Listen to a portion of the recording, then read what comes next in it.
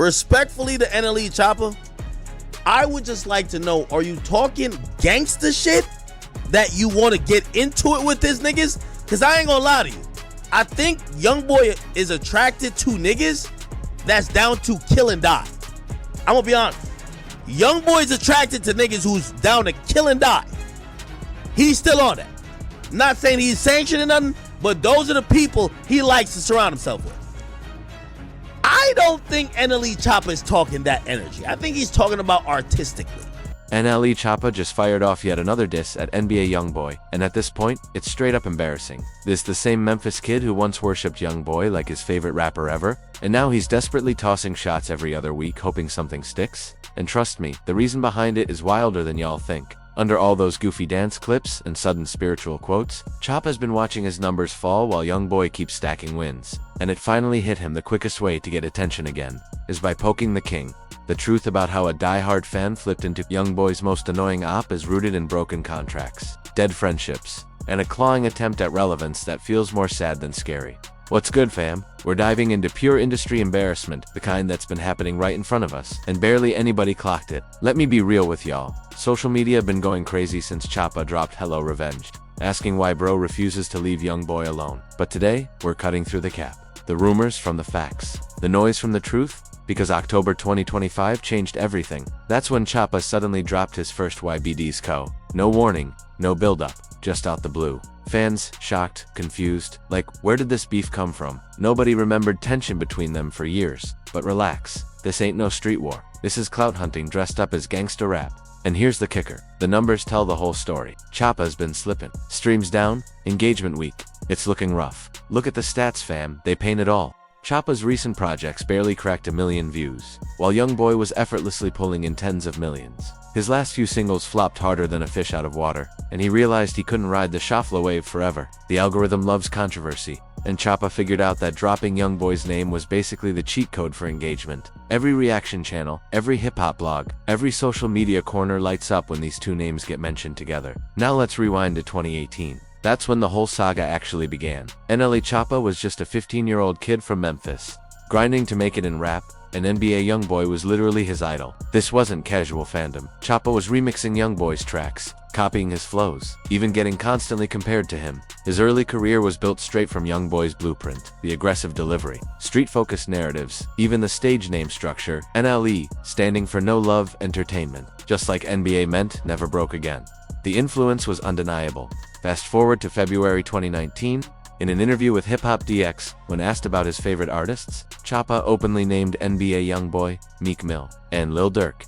This was documented proof of real admiration, not some retroactive narrative, and the fanboy energy went deeper than interviews. Choppa was studying YoungBoy's catalog, memorizing flows, and even remixed Through the Storm as Through the Rain on his early mixtape. He was chasing that same magnetic energy that made YoungBoy connect with fans worldwide. Memphis was different from Baton Rouge, but Choppa wanted that same authenticity, that ability to turn pain into platinum plaques. Here's where the tension starts. March 2019, Choppa's homies go on Instagram Live, talking reckless about YoungBoy, calling him fake, questioning his street cred. Choppa tried to contain the chaos, telling them to chill in front of 2,000 live viewers. But it was wild. One of his boys straight up called YoungBoy a lame and said he wasn't a real killer. This was disrespect on another level, especially coming from people surrounding someone who claimed to be a fan. Naturally, YoungBoy caught wind of it and hopped on his own live, saying straight up, "Ain't no killer," making it clear he wasn't tolerating the disrespect. But here's the wild part. Choppa immediately jumped back on live, trying to smooth things over,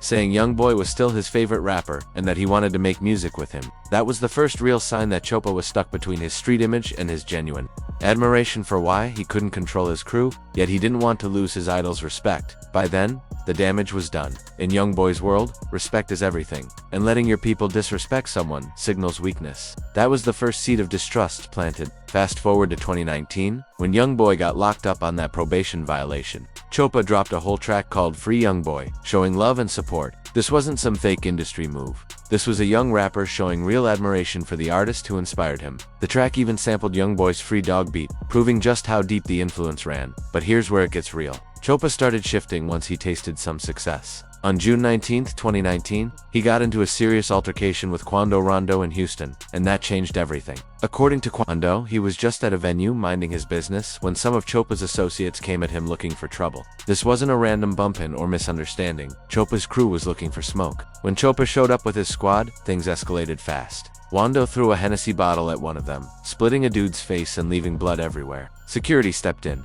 but the damage, both physical and to any chance of peace, was done. Wando went live right after, showing no remorse and even bragging about it. He mentioned Choppa's guy needed stitches from forehead to nose and offered $40,000 for Choppa to post his injured homie. And here's the embarrassing twist. After all that tough talk and street posturing, Choppa slid into Quando's DMs, trying to make peace. Wando exposed the messages, showing Choppa writing, "I don't know if you with me, but I just want to tell you keep turning up and stay safe out there. In the streets and in the industry. You can't be friendly with someone's enemies and expect to stay in the game." But Choppa tried to play both sides, publicly aligning with YoungBoy's biggest enemies while still claiming loyalty. And the real kicker, Choppa got close with King Von and Lil Durk's camp, forging relationships that would later complicate everything even more.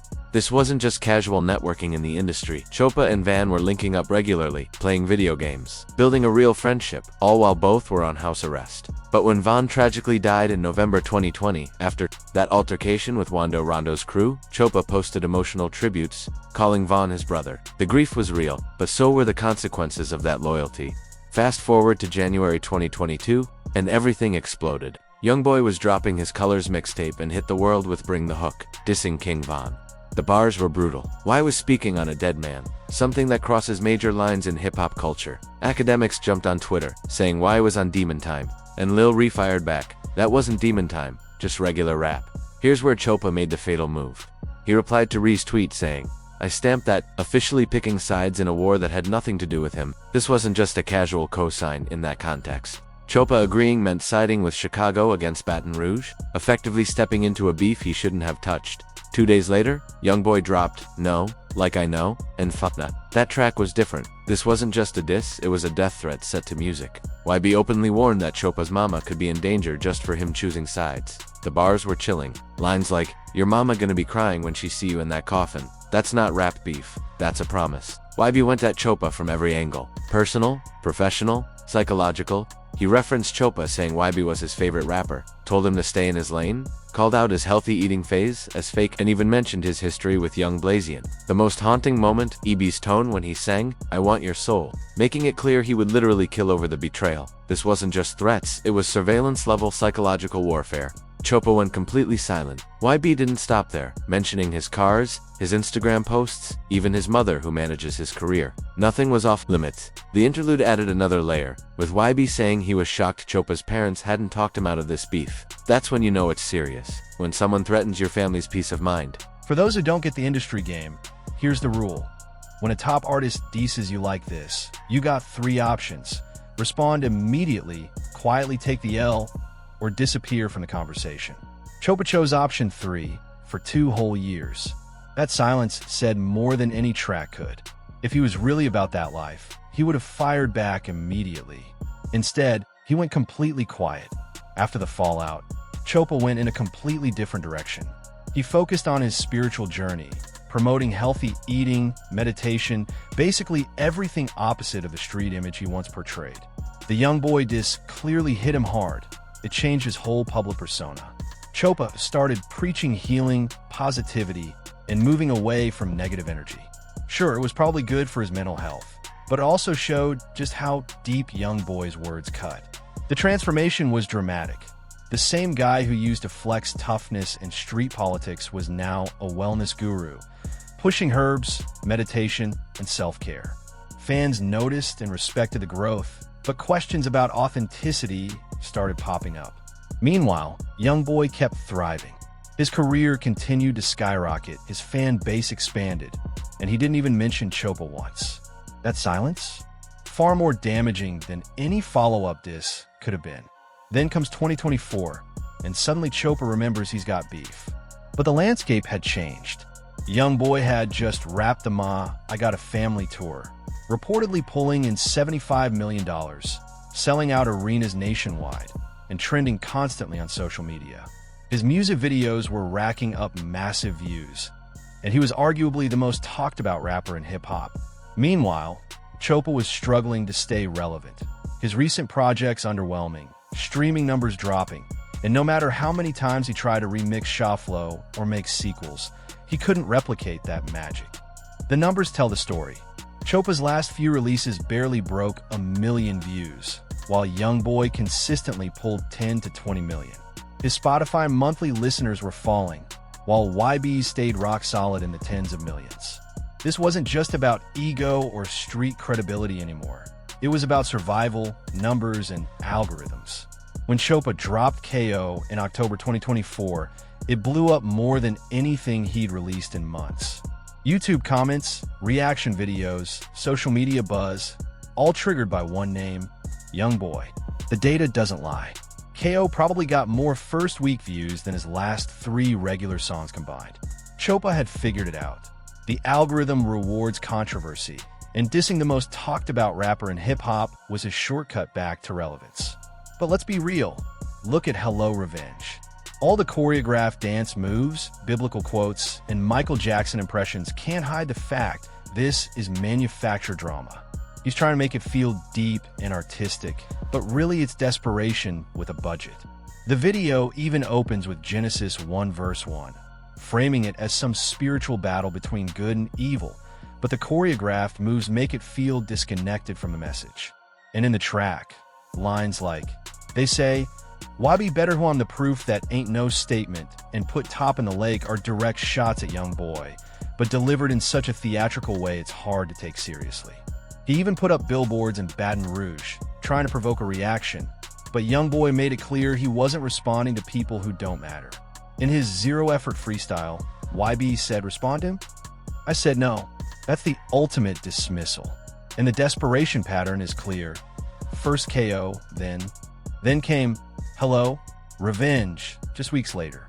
This isn't organic beef. It's content creation dressed up as street politics. And honestly, this situation shines a light on a bigger problem in hip-hop culture. We've shifted from authentic beef, born from real issues, to manufactured controversy crafted for the algorithm. Artists are realizing negative attention still equals attention, and attention equals money. Look at how the industry responded. YoungBoy's team, including his mother, basically dismissed Choppa as irrelevant. His mama even said she'd be upset if this was coming from someone who actually mattered, not someone people barely listen to. Reaction channels are treating this as entertainment, not real beef. Comment sections are full of people clowning Choppa instead of taking him seriously. Even his own fans are questioning the strategy. Here's the kicker. This approach could backfire long-term. By positioning himself as the desperate one chasing clout, Choppa is actually hurting his own brand. Fans respect authenticity, and this isn't it. The numbers don't lie either. Sure, diss tracks get short-term attention, but they aren't translating into lasting success for his music. It's a sugar rush, hype then crash. At the end of the day, NLE Choppa's situation isn't just about wanting smoke with YoungBoy. It's about a former fan realizing his idol became his only ticket back to relevance. And that's sad when you think about it. The journey from genuine admiration to manufactured antagonism shows how the industry can twist inspiration into desperation. Choppa went from tribute songs to desperate attempts at starting beef, and the culture sees right through it. This timeline proves one thing. Sometimes, the biggest enemy of an artist's career is their own desperation. Instead of focusing on making better music or carving his own lane, Choppa chased controversy, and it made him look weak rather than strong. The psychological side is fascinating too. Imagine idolizing someone, then getting threatened in a track, staying silent for years, only to resurface when your career needs a boost. That's a complex emotional ride, and it probably shapes how Choppa sees himself as an artist. The real question: how long can you keep dissing someone who won't even acknowledge your existence? Sure, it might get temporary attention, but it doesn't build a sustainable career. Eventually, audiences get tired of manufactured drama, and that's where YoungBoy's silence hits hardest. By not engaging, he's proving Choppa isn't worth his time or energy, probably more damaging than any diss track ever could be. This whole saga also highlights the difference between real street beef and industry manufactured drama. Authentic beef carries consequences, emotions, stakes. This feels like a marketing campaign spun out of control. So what do you think? Are Choppa's repeated attempts to get YoungBoy's attention smart, or just career desperation? Is this real beef or a clout chase? Can Choppa ever recover his credibility after this? Drop your thoughts in the comments. And check out the video on screen breaking down YoungBoy's complete dismissal of all this manufactured drama.